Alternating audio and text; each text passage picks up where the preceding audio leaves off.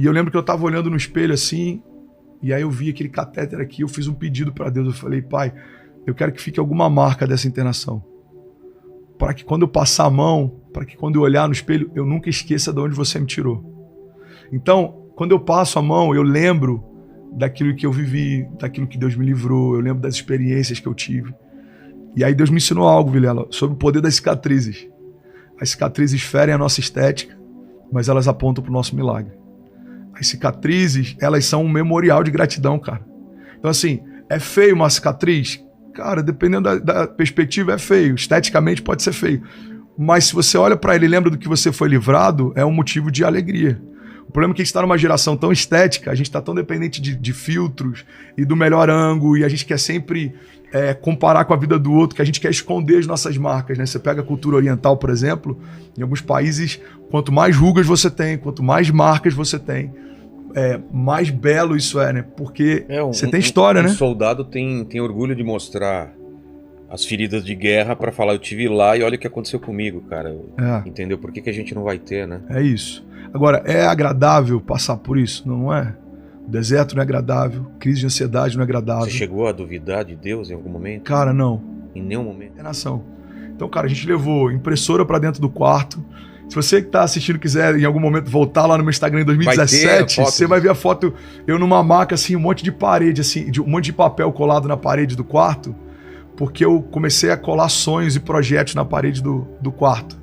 Porque Deus me deu uma chave ali, Vilela. Era 210 o número do meu quarto. E Deus falou, 210 pode ser o número do seu cativeiro ou pode ser o número do seu lugar secreto. Você que escolhe.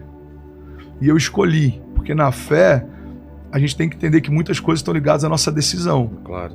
Você não tem domínio sobre o que vem contra você, mas você decide como você enfrenta. É o tal do livre-arbítrio. É isso. Cara, eu não tenho domínio sobre os gigantes. Eles não mandam um telegrama um dia antes avisando que estão chegando. Do nada chega uma notícia ruim, do nada chega um diagnóstico ruim, do nada acontece alguma coisa. Mas é você que decide como você enfrenta isso. Então, na minha internação, uma das coisas que eu entendi, cara, eu preciso decidir como que eu vou enfrentar isso. E eu decidi, eu falei, eu vou enfrentar isso com gratidão. Eu vou ser grato. Ninguém vai me ver abatido. Eu prego sobre um Deus que cura, eu prego sobre um Deus que levanta o abatido. Cara, eu preciso me tornar a mensagem que eu prego.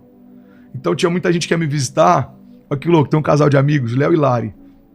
Ela é até minha assessora hoje, ela que tava falando com o seu time. E eles foram me visitar no day off deles.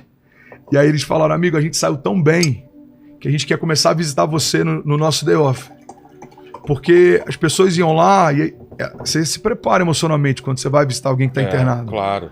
E aí tinha gente que entrava assim, segurando o choro, e eu tava bem, super bem, né? Mano, você tá bem? Eu falava, tô bem, cara. Não, mas você tá bem de verdade? Não, mano, eu tô bem.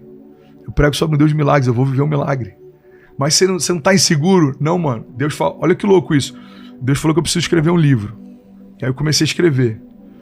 Aí a minha internação ia durar 35 dias e com 32 dias os médicos me chamaram e falaram, cara, você tá bem, a gente vai te liberar 3 dias antes. Aí eu falei, doutor, impossível. Impossível. Ele falou, como assim impossível? Eu falei, eu tô escrevendo um capítulo por dia. E faltam 3 capítulos pra eu terminar o meu livro. Mano, diante de Deus.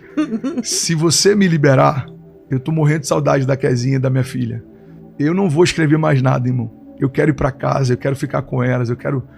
Se eu sair antes, eu não vou terminar o projeto, cara. Eu preciso terminar o que Deus me deu. E aí eles riram e tal. Eu falei, não, eu falei, doutor, tô falando sério, eu preciso terminar esse livro. Mantém a indicação inicial que você fez. E aí eu fiquei, cara, até o final, fiquei mais 3 dias, terminei os 3 últimos capítulos e fui pra casa. Porque Deus me deu uma chave ali, Vilela, olha que louco isso. Tem algumas plantas que elas só nascem em lugares específicos do mundo, né?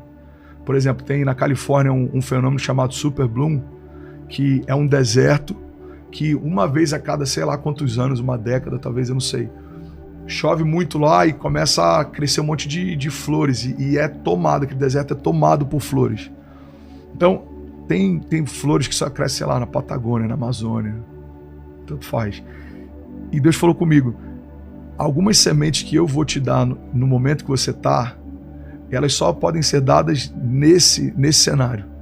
Tem coisas que você só vai estar sensível nesse cenário, tem coisas que você só vai ter esse nível de empatia quando você está nesse lugar que você está.